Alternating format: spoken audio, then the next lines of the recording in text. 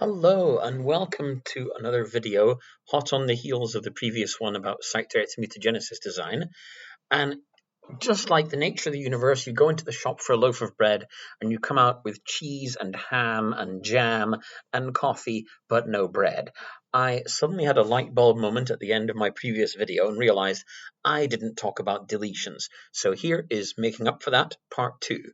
And since I'm sure you just watched the previous video, right? If not, go review it now, because I'm not going to go over that again. The idea is still the same, but secret formula? Throw that fellow out, because when it comes to deletions, that formula isn't up to much. Also, in the original strategy quick change manual, they do feature a formula for deletions, but personally, I don't like it, and I think it's not in your best interest to follow it. Hey, you can just follow me. So, without further ado, let's jump right on in. So, in this imaginary universe, once again with tab 1 human as the example, let's say, for reasons unknown, you have to delete a large chunk of this clone that you already have in this universe. You're already the proud owner of a plasmid containing tab 1 human full length, expressing in whatever organism gives you most pleasure. But let's say you want to carry out a deletion. So, because I'm going to start chewing up a perfectly good tab 1, we will save a copy. So save as tab 1 human mutilated. Because, yeah, we're going to get our mutilation on. So completely picking at random, but in this example, since it's inside the open reading frame that we're going to be deleting for reasons that are completely fictional, let's just, keep the frame in mind. That's the important part. So here is the section we're going to get rid of. So I'll add an annotation and name this guy as for the chop. Yes, unimaginative, I know. And so it's the area before and after that needs tagging as well. So we will label this section. Let's try that one again, shall we? Right click and add annotation and call it pre-chop. Okay, because clearly our mission was to unite LSAE with KILER, which almost spells killer. So let's grab KIL and tag this guy as post-chop. You'll see why in a second. Because after all, we want to be able to check our work. So we're going to create a simulation of our fantasy plasmid. So Control S to save. Now we have this version with for the chop. But what we are going to do literally is chop this guy out. So let's grab this whole section and then right click on delete selection. Boom! Suddenly pre-chop and post-chop are gloriously united. But this is only digital, it's only pretend, so what's our next step is we have to design the deletion primer. And if you have watched my my second ever video about primer design, you know that I follow the AT equals 2, GC equals 4 rule. So, and yes, this is a weird one, but we're going to have a temperature of melting of 78 for both post-chop and pre-chop, but we have to think about them separately. So it is kind of split your brain in two. So let's deal with post-chop first, just because. So starting with AAGA, which gives us 10, then we hop TCC is another 20, then we have 30, 40, 52, 60, 70, okay, 80, that'll do, because always round up to G or C.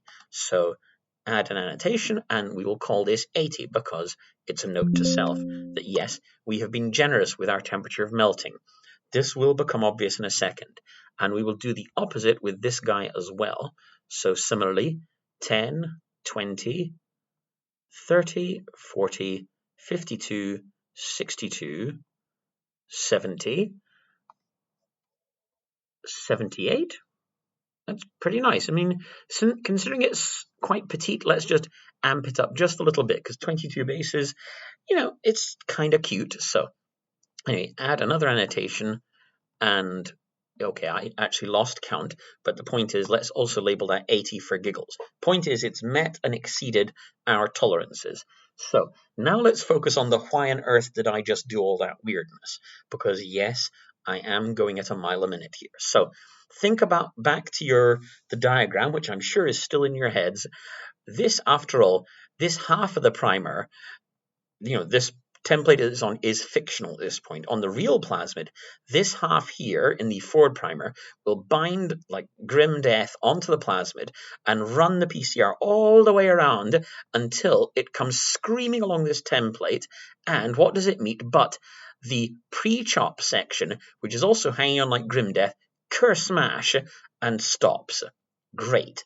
And conversely, on the other strand here, when your reverse primer, this guy is welded right on in the pre-chop area, and off the PCR polymerase goes, running all the way around and having the most breathtaking collision here. So that's why you want to be absolutely sure, first, that this, the one that's going round guarantees specificity, and you've got a really great, well-made roadblock for that polymerase coming right on around the world and hitting your behind. So that is why we have this as the way it is now.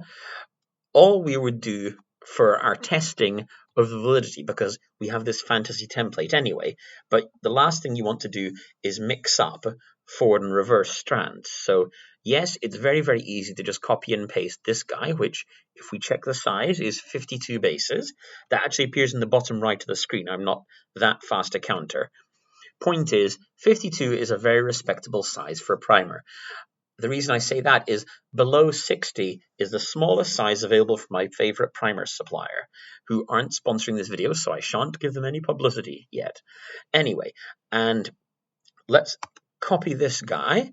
So yes, imagine that I opened Word again and dropped this primer in, but now we want to check, okay, let's make a reverse primer. So, and other programs will have similar features, but let's wait while APE loads up. There we are. So in we paste our primer. Now we demand it to cut the reverse complement. And the way we can do quality control, either we could go through the whole aligning again, or I engage the finding option, paste in what's just in our copy paste buffer, and when it hits find, ting, if you notice at the bottom right of the screen, because I can't point and trigger it, it says selection, complement. So when I ask it, add an annotation of what you just found, I will call it reverse, because also it comes as a reverse arrow. This is a feature in CLC, which, yes, they're getting an awful lot of publicity, and they're not sponsoring me either. Point is, this is your reverse primer. You will already have your forward in the chamber as well, and these guys, barring some kind of horrible catastrophe, should serve you well. I hasten to add, both sides of your primer have to be unique in the plasmid. If they happen to resemble anywhere else in the plasmid, it will choose the laziest path, the roadblock will be someplace else, and you'll have deleted a vast section of your plasmid. So keep those features in mind when you're embarking upon this little adventure of ours. But anyway, I know this was a bit of a short one, but I felt I really had to share this. So I'll just take the chance to say thank you for watching. Don't forget to like and subscribe. Check out the links in my bio. And hey, I really appreciate you guys viewing. Bye.